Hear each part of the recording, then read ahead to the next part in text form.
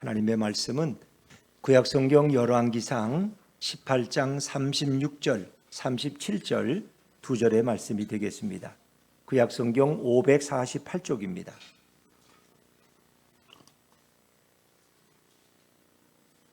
구약성경 548쪽 열왕기상 18장 36절, 37절 두 절의 말씀입니다.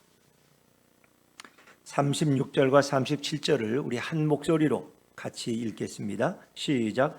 저녁 소재 들을 때에 이르러 선지자 엘리야가 나아가서 말하되 아브라함과 이삭과 이스라엘의 하나님 여호와여, 주께서 이스라엘 중에서 하나님이신 것과 내가 주의 종인 것과 내가 주의 말씀대로 이 모든 일을 행하는 것을 오늘 알게 하옵소서. 여호와여, 내게 응답하옵소서. 내게 응답하옵소서. 이 백성에게 주 여호와는 하나님이신 것과 주는 그들의 마음을 되돌이키심을 알게 하옵소서 하매. 아멘. 할렐루야. 네, 은혜의 자리에 나오신 여러분들 위해 주님의 축복과 평화가 넘치기를 간절히 바랍니다.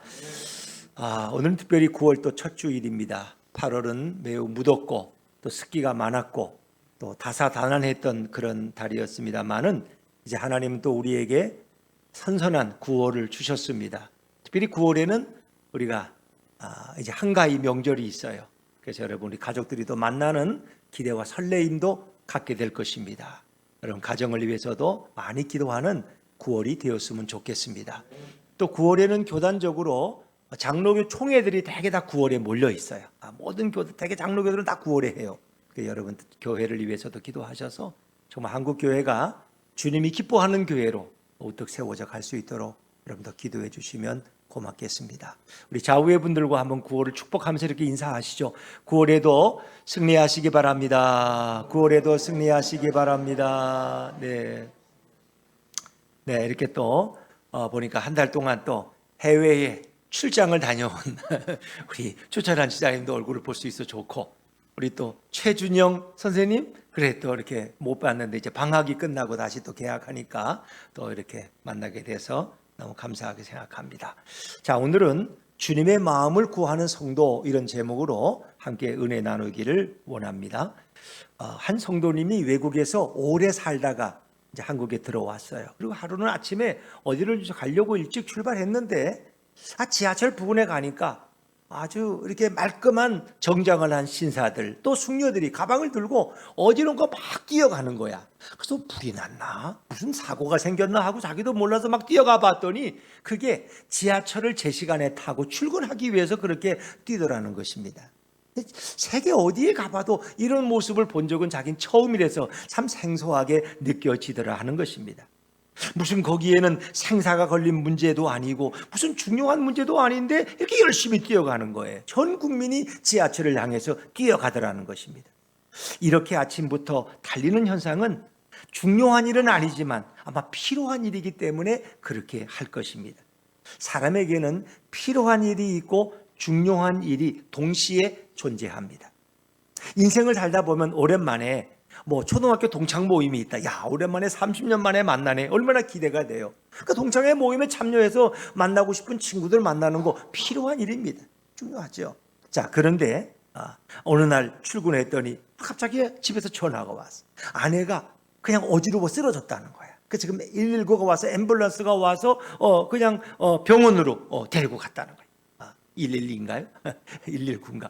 그래서 깜짝 놀라서 이제 병원으로 달려가잖아요. 왜? 초기에 그 치료가 굉장히 중요하거든요. 그것은 매우 중요한 일이에요.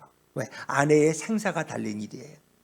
어떤 의사에게 치료를 받고 어떤 병원에 가서 진료를 받느냐가 어찌 보면 굉장히 중요한 역할을 하기 때문인 것입니다. 현대인들은 이렇게 필요한 일과 중요한 일 사이에서 오늘도 갈등을 겪을 때가 많이 있습니다. 어떤 때에는 필요한 일과 중요한 일이 우선순위가 바뀔 때도 있어요. 그러면 오늘 엘리야에게 가장 중요한 일은 무엇이었을까? 우리가 이런 질문을 가지고 오늘 본문을 나눠보면 좋겠습니다. 자, 우리는 다시 이제 갈멜산 정상으로 돌아왔습니다. 그리고 바알 선지자 이제 450명과 우리 엘리야가 담대하게 마주보고 서 있는 장면을 여러분은 상상해 볼 것입니다. 이제 거기서 불 내리기 시합을 하고 있는 것입니다. 누구의 제단에 불이 내리느냐, 그것에 따라서 거짓과 진리가 판가름 다른 것입니다. 지금 하늘에서 불이 내리면 살고 불이 내리지 않으면 백성들에게 엘리야는 맞아 죽을 것입니다. 이런 위급한 상황에서 엘리야가 당연히 구해야 될 기도의 내용은, 기도의 제목은 바로 불이었을 것입니다. 불을 위한 기도가 가장 절실하고 불의 응답이 가장 필요한 것입니다. 바알 제사장들은 아침부터 저녁까지 그 바알의 제단에 불이 내리기를 위해서 기도하고 심지어 자기들의 몸을 자해하기도 했지만 거기에는 응답이 없었습니다. 바알 선지자의 기도는 실패했습니다. 이제 엘리야의 차례입니다. 엘리야에게 가장 강력한 기도 제목은 불의 응답입니다. 불을 주시옵소서. 이 제단에 여호와의 불을 내려 주시옵소서. 만약 불의 응답이 없다면 엘리야는 죽을 것입니다. 이스라엘은 소망이 없습니다. 이제 엘리야는 자신의 인생을 걸고 생명을 걸고 불로 응답을 받는 기도를 해야만 했습니다. 하늘에서 여호와의 제단에 불이 내려지면 엘리야는 이깁니다. 그러면 바알의 제사장들은 다 죽을 것이고, 그러면 엘리야는 자기 민족과 함께 다시 살아날 것입니다. 지금 엘리야에게 가장 시급하고 가장 필요한 응답은 하늘에서 불이 내리는 응답입니다. 자, 그러나 여러분, 엘리야는 지금 가장 시급한 이 절실한 기도를 뒤로 돌립니다. 불로 응답해 달라는 기도가 아닙니다. 엘리야는 완전히 다른 기도를 하고 있습니다. 엘리야에게 원하는 응답은 불이 아니라 바로 오늘 37절에 나타난 기도의 내용입니다. 자, 우리 37절 말씀을 다시 한번 읽어볼까요? 37절입니다. 시작. 여호와여, 내게 응답하옵소서. 내게 응답하옵소서. 이 백성에게 주 여호와는 하나님이신 것과 주는 그들의 마음을 되돌이키심을 알게 하옵소서 하매. 아멘.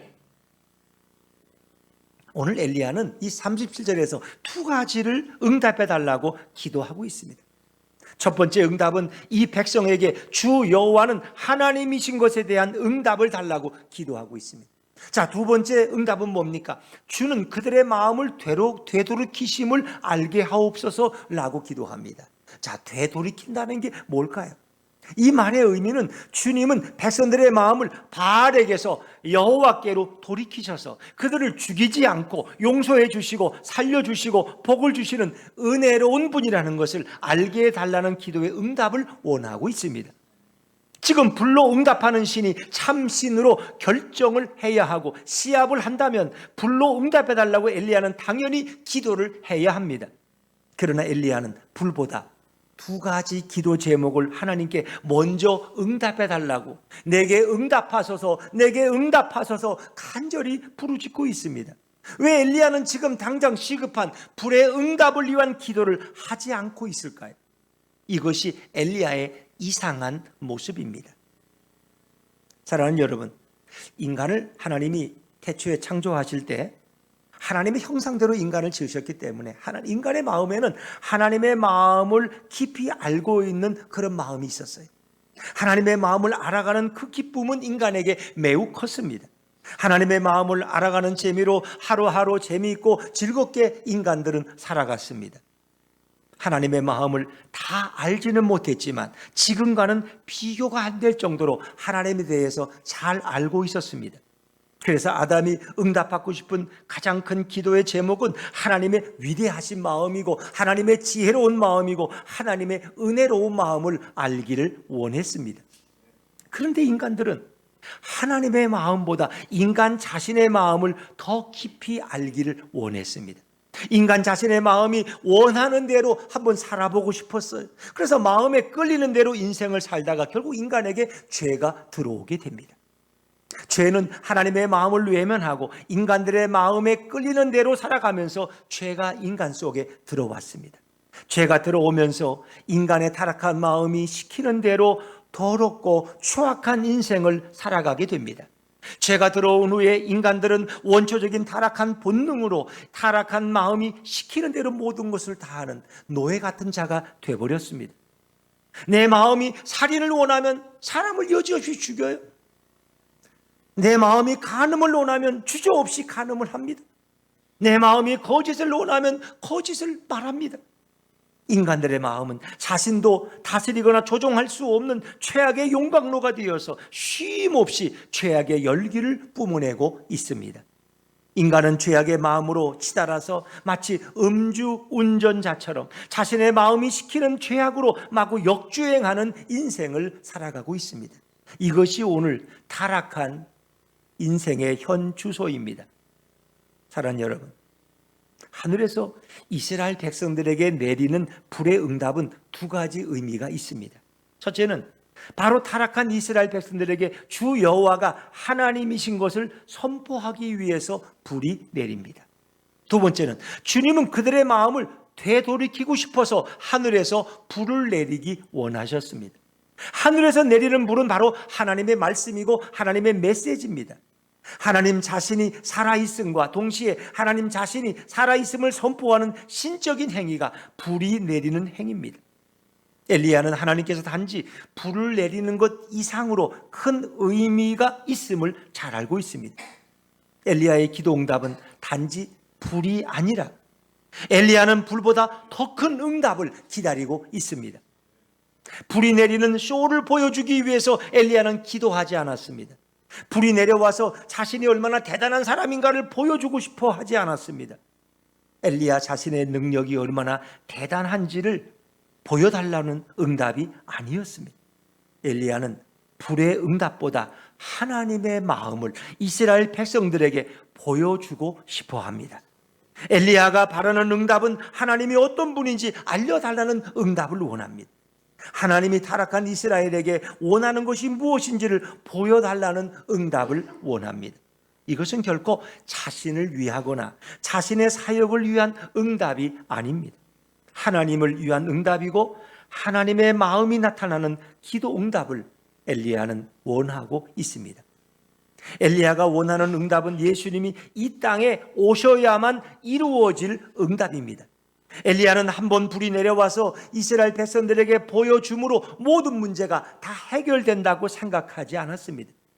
엘리야는 메시아가 이 땅에 오시기를 간절히 소망하고 있습니다. 그래서 그런 기도 제목을 지금 드리고 있는 것입니다. 메시아가 이 땅에 와서 하나님의 마음을 이 백성들에게 정확히 알려주고 이 땅에 타락한 백성들을 죄로부터 돌이켜서 구원에 이르게 하고자 하는 기도의 응답을 엘리야는 원하고 있습니다. 오늘 36절, 37절에서 바라는 기도의 응답은 불이 아닙니다. 하나님의 마음을 드러내는 메시아가 이 땅에 오기를 기도하는 기도의 응답입니다. 예수님이 이 땅에 오시면 예수님은 기적을 위해서 기도하지 않으셨습니다. 오히려 하나님의 마음을 드러내달라는 그런 기도를 더 많이 하셨습니다. 이것이 얼마나 중요한 기도인지를 모두에게 알리는 분이 우리 예수님이십니다. 예수님은 기도하실 때 자신을 위해서 큰 기적과 큰 능력과 큰 영광을 구하지 않으셨습니다. 이런 내용을 응답받으려고 기도하는 분이 아니었습니다. 예수님의 기도는 인간의 기도와는 근본적으로 차원이 달랐습니다. 예수님의 기도의 응답은 언제나 자신을 위한 응답이 아니었습니다. 예수님이 원하는 응답은 바로 하나님의 마음을 알게 하고 예수님의 마음을 전하고 예수님의 마음을 드러내게 하는 것입니다. 예수님과 하나님은 그 본체가 한 분이십니다. 예수님이 바로 하나님과 동등하십니다. 예수님의 마음과 하나님의 마음은 원래 하나입니다. 예수님의 마음에 간절한 응답은 하나님을 드러내는 기도의 응답을 원하십니다. 예수님의 마음과 하나님의 마음은 언제나 동일합니다. 타락한 인간들에게 하나님과 예수님의 마음을 보여주기 원했습니다. 그래서 구약에서는 하나님의 마음은 메시아로 드러내는 것을 원했습니다. 그래서 구약의 모든 우리가 에스겔서를 새벽에 예언서를 다루고 있지만 그 에스겔서의 결론은 늘 예수님입니다. 예수님이 오실 것을 대망하고 있고 그것을 예언하고 있습니다. 그분이 오셔야 모든 것이 완성된다는 것입니다. 또 신약에서는 예수님이 이 땅에 오셔서 하나님의 마음을 드러내는 수많은 예화의 말씀으로 우리에게 선포하셨습니다. 그래서 예수님은 입만 열면 하나님의 마음을 말씀하시. 그분이 들은 잃어버린 양의 비유, 집을 나간 탕자의 이야기, 다 그것은 하나님의 마음을 우리에게 비유로 설명하고 계시는 것입니다. 구약은 예수님을 얘기하고 있고, 예수님은 하나님의 마음을 백성들에게 선포하기 위한 목적에서 말씀하십니다. 그리고 수많은 기적 앞에서 하나님의 마음을 알게 해달라고 응답을 원하셨습니다. 타락한 인간들을 그 비참한 삶에서 구원하는 길은 예수님의 깊은 마음을 알게 하는 것입니다. 예수님은 기적을 응답받고 싶은 인간의 마음을 갖고 있지 않으셨습니다. 예수님이 원하시는 응답은 바로 자신과 하나님의 마음을 인간들이 알기를 그분은 간절히 원하셨습니다. 예수님이 이 땅에 계실 때 많은 사람들이 예수님께 몰려왔습니다. 그들이 예수님을 찾는 이유는 예수님을 통해서 하나님 아버지의 마음을 알아가고 하나님을 깊이 사랑하기 위해서 예수님을 찾아온 것이 아닙니다. 우리가 요한복음에 보면 예수님께서 오병이어의 기적을 행하셨어요. 그 사람들이 예수님을 왕 삼으려고 그래요. 예수님이 그들을 피해서 산 위로 올라가셨어요. 그리고 늦게 내려오셔서 무리를 걸어오셔서 이제 제 아들이 타고 가는 배를 타시고 가버나움으로 가셨어요. 그 다음날 사람들이 예수님을 찾다가 못 찾으니까 가버나움 건너편까지 쫓아왔어요. 선생님, 여기 언제 오셨습니까? 그때 예수님이 아주 중요한 말씀을 하셨어요. 내가 너에게 진리를 말한다. 너희가 나를 찾는 것은 내가 행한 표적을 보았기 때문이 아니라 빵을 먹고 배불렀기 때문이다. 표적이라는 건 그 의미하는 메시지가 있단 말이에요. 그 의미가 아니라 그들은 그저 빵의 기적을 또 보고 싶어서, 또 빵을 배불려 먹고 싶어서 예수님께 몰려왔다는 것입니다. 여러분, 인간들이 예수님에게서 알고 싶고 예수님을 통해서 보고 싶은 것은 예수님이 기적을 행하는 모습입니다. 예수님이 큰 능력을 행하는 충격적인 모습을 그들은 많이 보고 싶어 했어요. 예수님이 병든 자를 고치고 예수님이 많은 자를 먹이시고 귀신을 내어 쫓는 이런 모습을 그들은 또다시 보기를 원했어요. 헤롯 왕도 예수님을 만나길 원했어요. 그런 예수님에게 하나님의 마음을 보여달라고 요구하지 않습니다. 오히려 예수님이 마술사처럼 광대처럼 자기들 앞에서 쇼를 보여주고 자신들을 놀라게 해보라고 희롱하며 조소했습니다. 예수님이 기적을 베풀 때마다 사람들은 그 기적을 통하여 하나님의 마음을 알아가고 예수님의 마음을 알아가는 것이 결코 아닙니다. 오히려 조소하고 희롱하고 그리고 마음에 믿지 않고 다시 해보라고 그렇게 붙였습니다. 예수님이 빌라도에게 신문 받던 날에 헤롯 왕에게 보낼 때에도 헤롯은 예수님의 기적을 보고 싶어서 희롱하지만 결국 예수님은 아무것도 하지 않으시고 그에게서 멸시천대만 받으십니다. 예수님은 기적을 통해서 하나님의 마음을 보여주고 싶었지만 인간들은 하나님의 마음보다 기적을 더 보고 싶어 했습니다. 이렇게 예수님을 괴롭히고 예수님을 그들은 희롱했습니다. 예수님은 인간의 모습으로 이 땅에 오셔서 수많은 기적을 우리에게 보여주셨습니다. 수많은 병자들을 고치셨어요. 죽은 자를 살리셨어요. 나사로만이 아닌 것입니다. 또 5개의 빵과 2개의 작은 생선 2마리로 오병이어의 기적을 행하셔 5,000명이 넘는 사람을 배불리 먹이셨어요. 여러분, 이런 기적을 행할 때마다 예수님은 그 큰 기적을 베풀어 달라고 하나님께 애원하고 몸부림치며 기도하시지 않으셨습니다. 철야 기도하며 자신의 기도에 응답해 달라고 생떼를 쓰지도 않으셨습니다. 예수님은 병든 자, 굶주린 자, 죽은 자 앞에서도 하나님의 마음에 원하는 내용으로 기도하셨습니다. 그래서 요한복음 11장에 보면 나사로의 무덤 앞에서 예수님이 뭐라고 기도해요? 아버지여, 하늘을 바라보시고 손을 드시고 아버지여, 지금까지 내 기도를 들으신 것을 감사합니다. 지금도 내 기도를 들으실 것을 제가 압니다. 제가 이렇게 기도하는 것은 이 사람들로 하여금 제가 아버지께로부터 온 사람이라는 것을 알게 하기 위해서입니다. 기적을 위해 기도하지 않으셔요.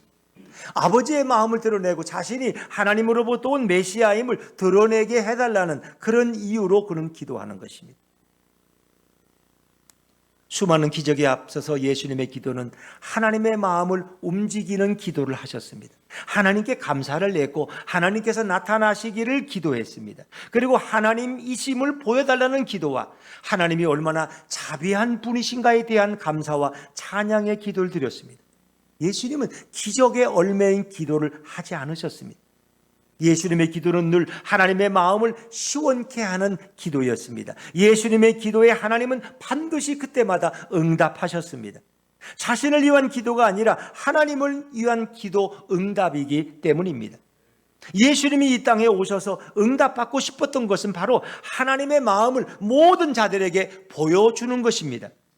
기적을 달라고, 큰 능력을 달라고 예수님은 몸부림치지 않으셨습니다. 하나님의 마음을 드러내게 해달라고 기도하셨습니다. 요한복음 7장에도 보면 예수님의 기도는 아버지의 마음을 드러내기 위해서 기도하십니다. 이것이 바로 예수님의 마음입니다. 진정한 응답이란 내 마음에 원하는 것을 받는 것이 아닙니다. 하늘 아버지의 마음에 원하는 것을 받는 것이 진정한 응답입니다. 하나님께 받고자 하는 진정한 응답은 자신을 위한 기적 같은 사건이나 현상을 위해 기도하는 것이 아닙니다. 하나님께서 자신을 위해서 주고자 하는 것을 응답받는 것입니다. 하나님이 응답해 주시는 것은 영원한 복이 되고 인생의 중요한 것들이 되지만 사람의 눈에 좋은 응답은 시간이 지나면 별로 좋은 응답이 아닙니다. 어떤 때는 그것이 내게 와서 너무 좋아했고 세상을 다 얻은 것 같지만 조금 지나니까 그것 때문에 골칫거리가 되고 그것 때문에 시름시름 앓는 분들이 한두 명이 아닙니다. 여러분, 인간들은 자신의 눈과 마음에 원하는 것으로 응답받기를 원하지만 그런 응답은 인간을 더 나쁘게 만들고 비참하게 만들 수 있습니다. 나의 마음에 흡족한 것으로 응답받으려고 하는 것은 늘 위험이 동반됩니다. 응답이란 하나님의 마음에 흡족한 것으로 받으려고 한다면 더 잘되고 더 기쁨이 넘치고 더 복된 인생이 될 줄로 믿습니다. 하나님께서 진정으로 응답해 주고자 하는 것은 지금부터 먼 장래까지 모든 잘되기를 원하는 마음으로 영과 육간에 엄청난 축복을 주고자 하는 것입니다. 하나님의 응답은 전인적입니다. 영원합니다. 그리고 축복이 가득합니다. 그러나 인간이 원하는 응답은 아주 단기적이고 가시적이고 현실적이고 타락의 위험이 크고 부패할 수 있는 것들입니다. 갑자기 여러분의 수중에 우리 박지원 집사님 예를 들어 미안해요. 집사님과 갑자기 100억이 떨어졌어. 100억이 주머니에 들어왔어. 그러면 지금 부인과 살 거를 많이 고민할 수도 있을 거예요. 더 젊은 여자가 있는데 내가 100억이나 있는데 내가 이렇게 출근을 해서 이 고생을 해야 되나? 외국을 그냥 떠나버리고 싶고 그냥 아마 다른 마음이 혹 한 번쯤은 뭐 그렇게 실행은 하지 않지만 생각은 해볼 수 있는 거 아닙니까? 또 반대로 김미애 집사님에게 300억이 생긴다면 지금의 남편과 그냥 살아야 될까? 아마 한 번쯤은 고민해 볼지도 모르겠어요. 여러분, 갑자기 공돈이 생기면 사람들은 엉뚱한 생각을 한다는 거예요. 그리고 일상적인 삶에서 벗어나기 쉽다는 거예요. 물론 그것이 너무 요긴해서 너무 잘 사용하는 분들도 있을 거예요. 그러나 대부분은 인간은 준비되지 않은 내가 노력하지 않고 보는 것에 대해서는 당황하게 되고 엉뚱한 생각을 갖게 된다는 것입니다. 대개 그런 응답은 단기적, 가시적, 현실적 그리고 타락의 위험이 크고 부패할 그런 확률이 높다는 것입니다.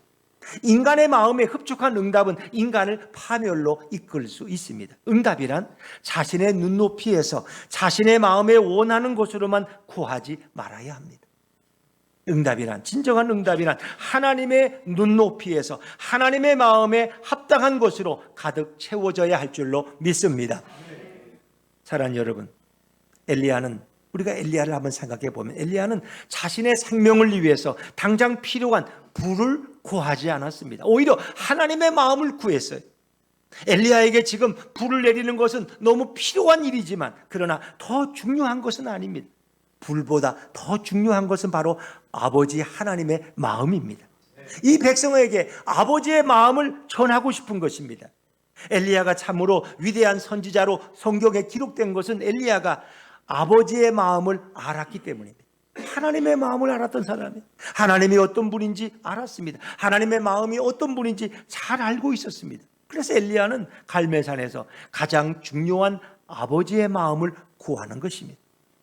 하나님의 마음을 구하는 하나님의 자녀에게 하나님께서는 불로 응답하여 주십니다. 하나님의 마음을 줄 뿐만 아니라 하늘에서 불을 내려서 모든 것을 다 응답해 주십니다. 이게 하늘 아버지의 마음이에요. 엘리야가 하늘에서 불을 내리는 선지자가 된 것은 바로 하나님의 마음을 알았기 때문입니다. 여러분, 솔로몬의 기도를 생각해 보십시오. 그가 처음 젊었을 때 왕이 되어서 너무 세상은 넓고 할 일은 많고 너무 두려웠어. 하나님 앞에 일천번제를 드리고 그때 하나님께서 물으셨어요. 내가 너에게 뭐를 선물로 줄까?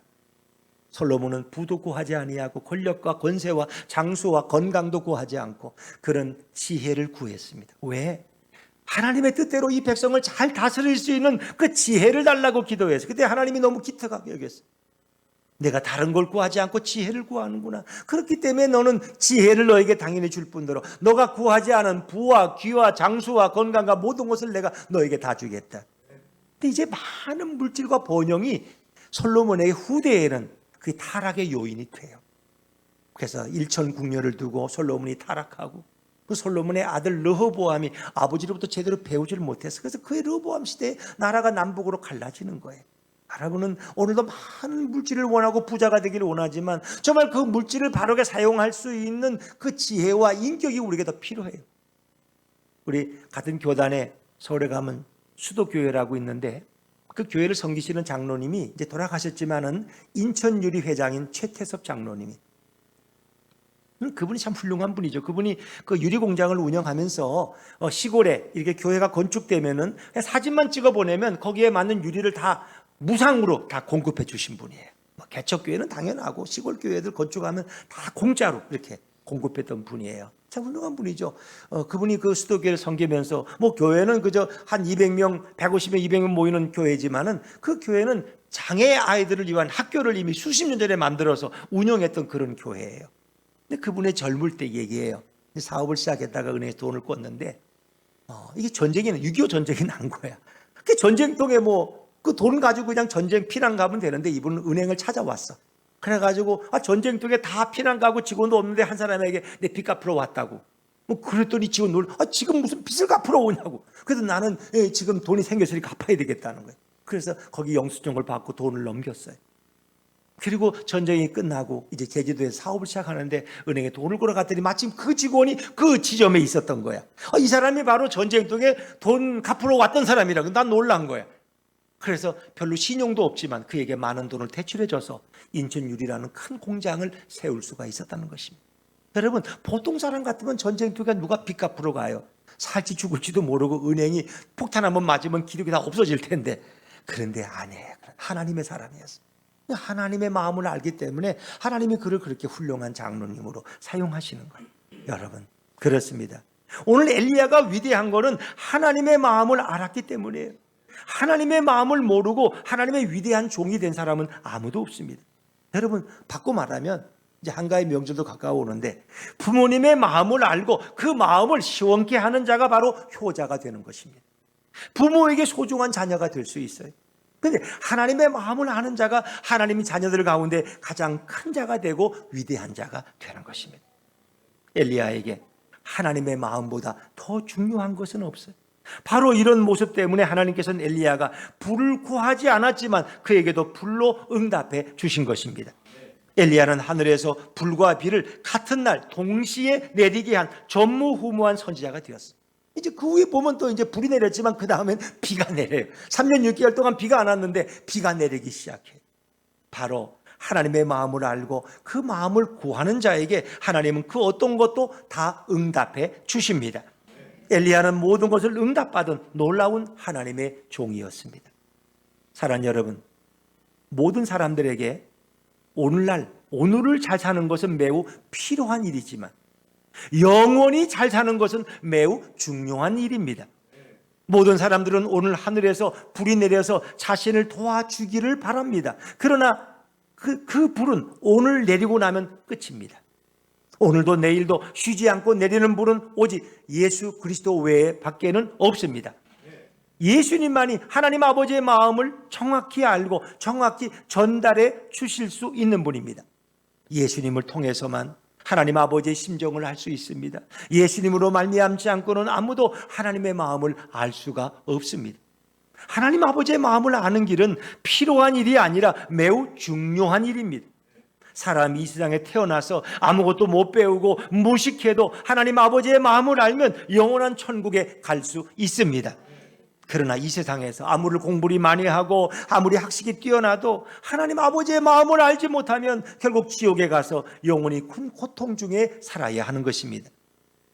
예수님이 2000년 전에 오셔서 하나님 아버지의 모든 비밀을 다 우리에게 드러내 주셨습니다. 계시해 주셨어요. 이제부터 누구든지 예수님을 통해서 하나님 아버지의 마음을 알게 되면 가장 행복한 인생을 살게 될 줄로 믿습니다. 하나님 아버지의 마음을 아는 것이 모든 인생들에게 가장 중요한 일입니다. 하늘에서 내리는 모든 축복의 불은 예수님을 통해서 오직 하나님의 마음을 아는 자들에게만 흡족하게 내려집니다.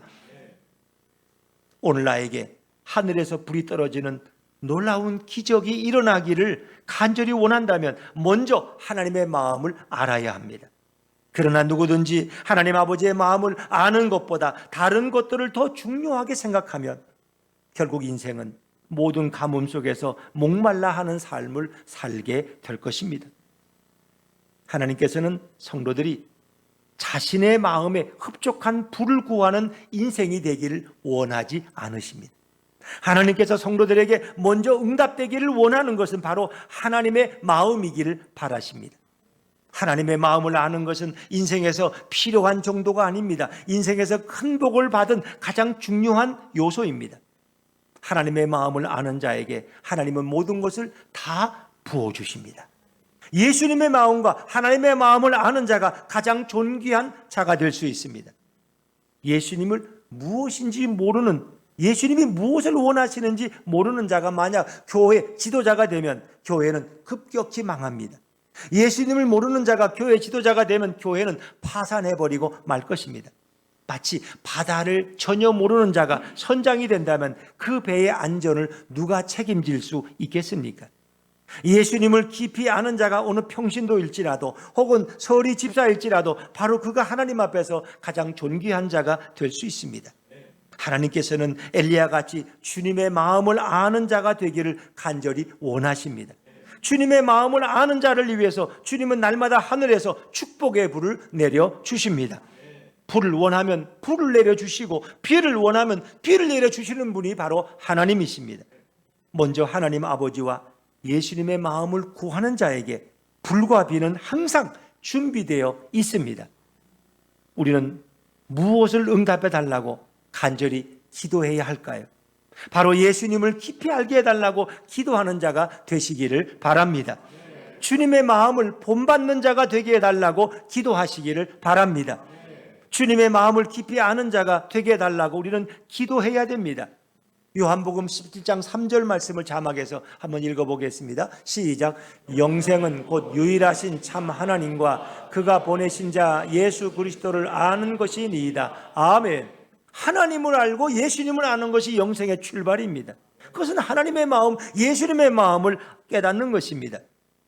주님의 마음을 아는 것이 바로 이 시대의 가장 중요한 신앙이고 삶이고 본질입니다.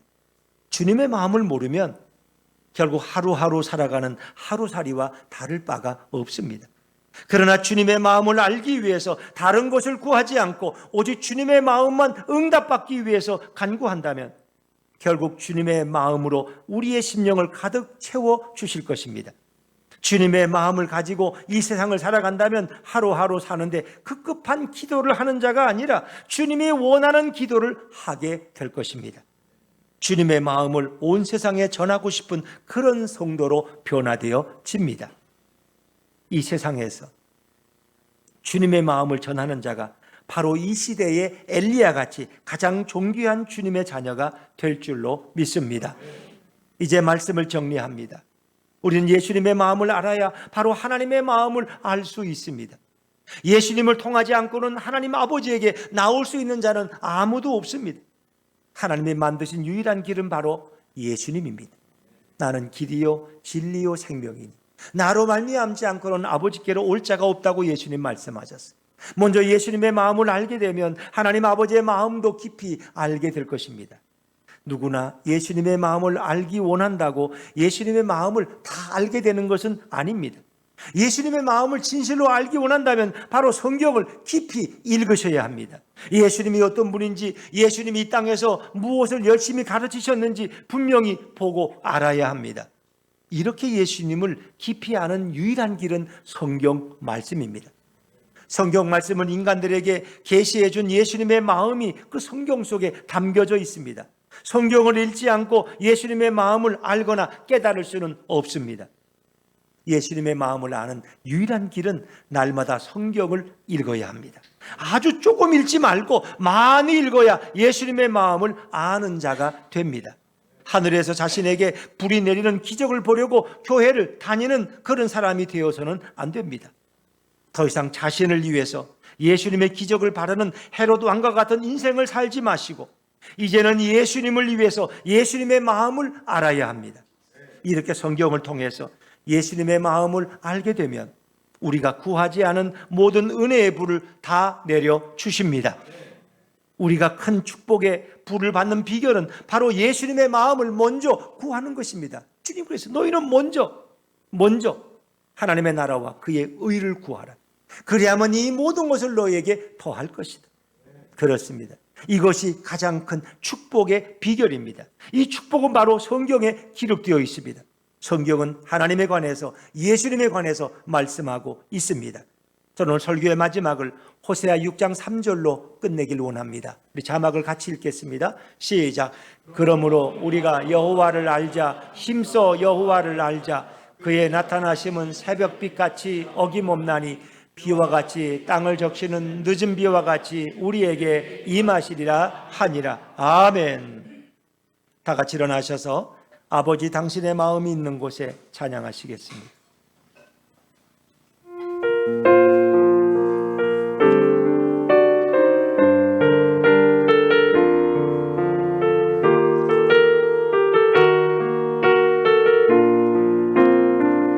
아버지 당신의 마음이 있는 곳에 나의 마음이 있기를 원해요.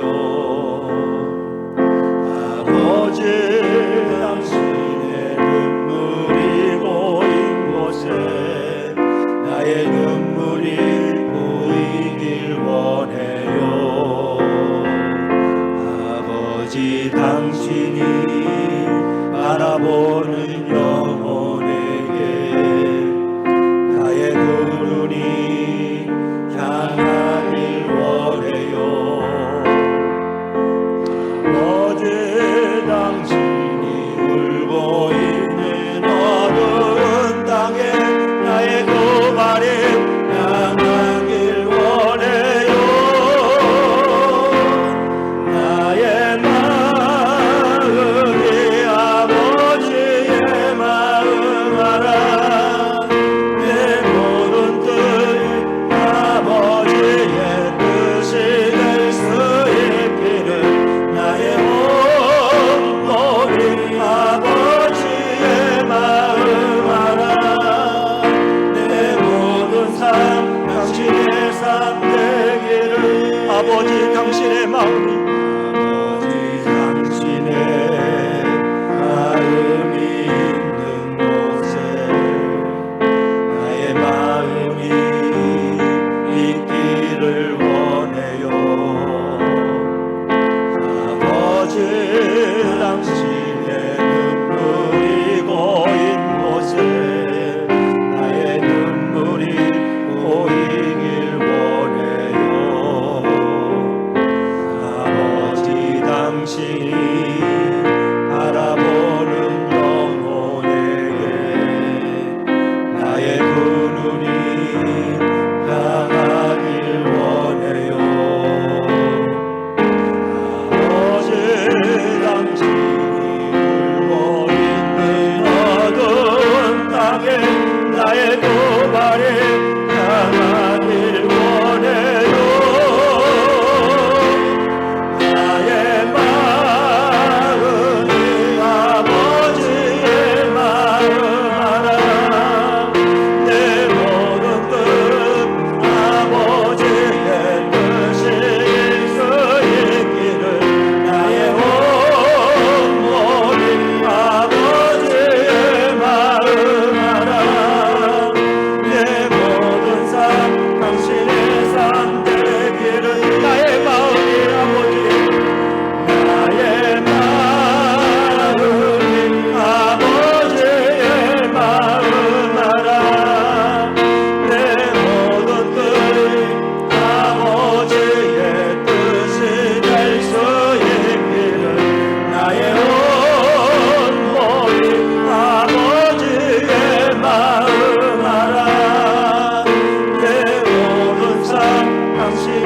내